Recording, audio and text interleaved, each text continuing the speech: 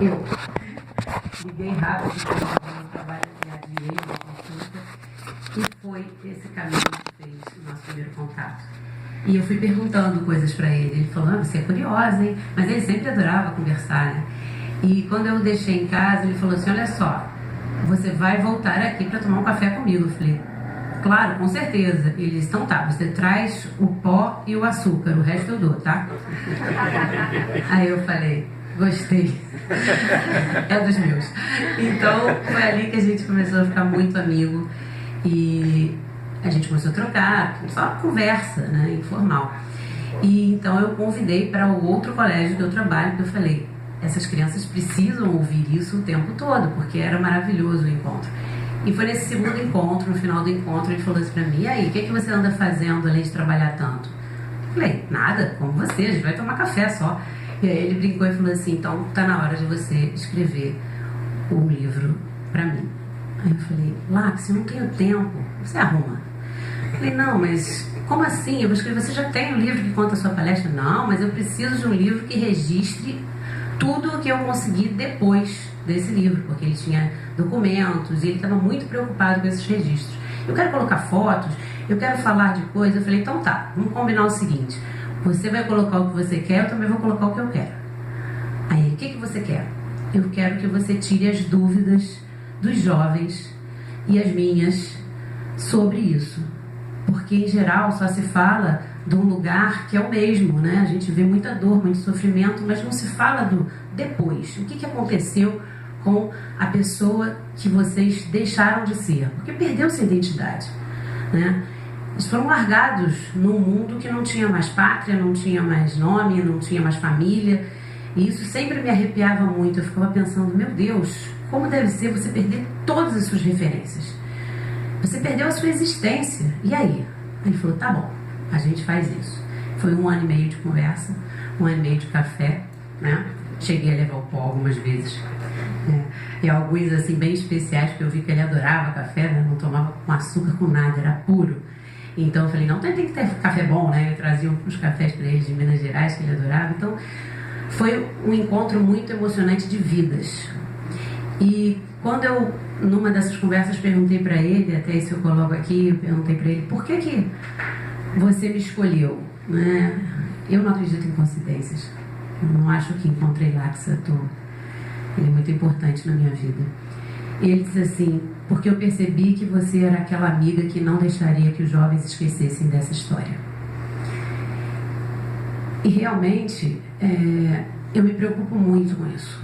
Esse livro hoje é um paradidático já adotado em várias escolas. Os professores de história usam a história de Lax para falar do Holocausto de um outro lugar. Então, quando ele falou isso, eu falei, tá, vamos colocar a dor de lado, porque eu chorava junto com ele. Eu sofria junto com ele quando ele começava a contar determinadas coisas. Mas aí a gente enxugava lágrimas e via uma piada, porque ele tinha piadas no bolso, assim, uma atrás da outra, né? E às vezes eu estava lá séria, meio que, puxa, isso é muito pesado. Aí ele falava uma coisa que não tinha nada a ver. Eu falei, que é isso? Eu vi que ele estava me pegando, era uma pegadinha. Eu falei, poxa, Lácio.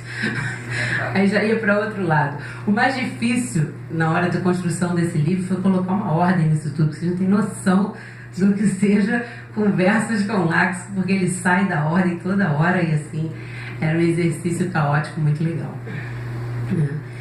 E desde o início a gente fez uma parceria que nunca foi profissional, sempre foi uma coisa muito familiar. Eu lembro que logo no início, meses depois, ele estava no Brit Milá do meu sobrinho, uma presença muito importante. Na dedicatória do livro, vocês podem ver que tem 3 figuras: Lax, meu pai, e meu tio Abraão de Israel, que mora lá.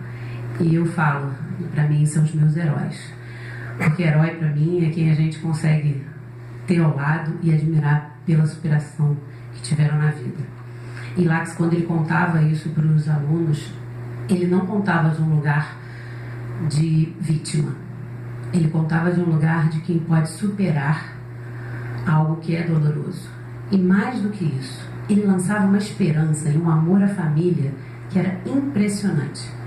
No final de cada fala dele, e ele falava da família, estar aqui presente, né? Para mim é uma honra enorme ter vocês próximos, assim, porque ele falava tanto de vocês que eu sentia cada admiração que ele tinha pelos netos, pelos filhos, pelas noras, pelas pessoas que estavam sempre participando. Ele falava muito da Cecília, né? Que infelizmente eu não pude conhecer, a esposa, mas com muito amor, um amor fantástico. E quando ele estava falando para as crianças, contando as atrocidades, as crianças ficavam muito assustadas, às vezes choravam. No final ele tinha uma fala que eu ainda dizia para ele: você é ator também, hein? Porque você fecha direitinho. Ele brincava dizendo: é o costume. Mas no final ele tinha uma fala muito bonita. Ele dizia assim: voltem para casa e beijem seus pais, agradeçam pelo prato de comida que vocês têm, porque isso é o maior valor da vida. E as crianças choravam, iam, né, abraçá-lo no final, tirar foto, aquela coisa toda, e realmente eu vi essa modificação, porque eu permaneci nas escolas em que ele dava o depoimento e muitos pais vinham à escola dizer: quem vocês trouxeram aqui?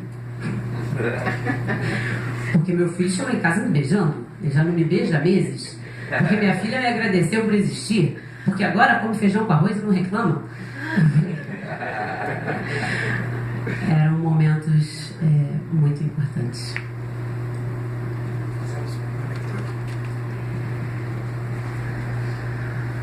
Uma leitura interessante, quando ele me fala, eu pergunto para ele, né? Por que matavam as pessoas e você quis, no final, voltar para a Polônia, né? Porque ele queria muito voltar para a Polônia, e as pessoas diziam: olha, estão matando os judeus ainda lá, isso depois da saída do campo, quando ele foi libertado. E ele dizia assim: eu não queria acreditar, achava que era um boato, né? Mesmo com o jornal polonês datado diante dos meus olhos, em minhas mãos, eu não queria desistir, porque eu não queria entender que eu perdera a minha pátria. Quando ele falou disso, e a gente aqui no Brasil, a gente tem uma sensação muito ruim, porque muitas pessoas não valorizam a nossa pátria. E quando ele fala disso, eu falei isso para ele: que sensação é essa que você tinha tão infantil? Porque ele tinha 12 anos quando ele foi pro gueto, e ele tinha essa sensação de retorno à Polônia, porque ali era a pátria dele. E quando disseram para ele: estão matando os judeus, eu falei: não vou acreditar nisso, é a minha pátria, né? E a gente começou a fazer as relações entre pátria e mãe, e lugar e terra, e tanto sofrimento, né, de uma cultura que está sempre procurando a sua terra. E quando ele falou isso, eu falei: poxa, você traz a um lugar que é dessa nacionalidade.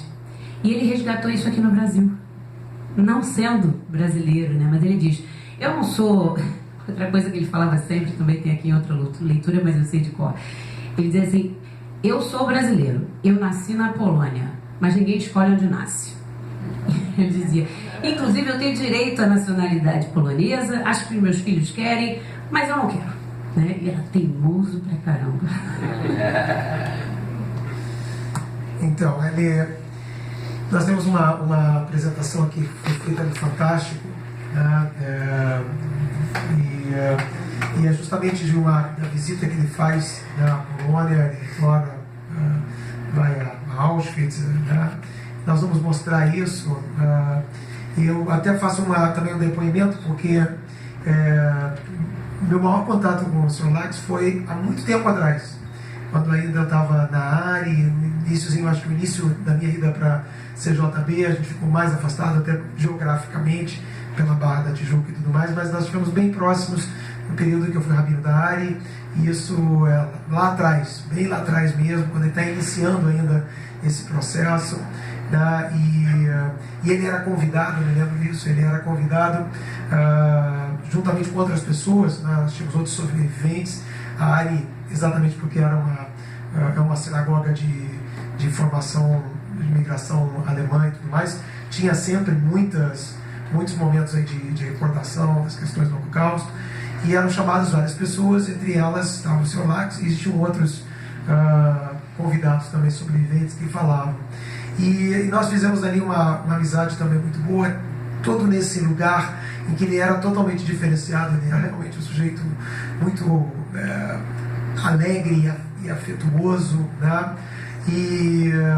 E eu lembro que em dado momento, eu até comentei isso com o Gerson, não sei precisar isso, que instante era esse, ele me menciona que gostaria de voltar à Polônia e gostaria de revisitar. E cheguei a cogitar, né, em algum momento assim, a possibilidade de fazer essa viagem com ele. Chegamos a conversar um pouquinho essa possibilidade, que não aconteceu, mas ela aconteceu aqui com o Fantástico. Nós vamos dar uma olhadinha.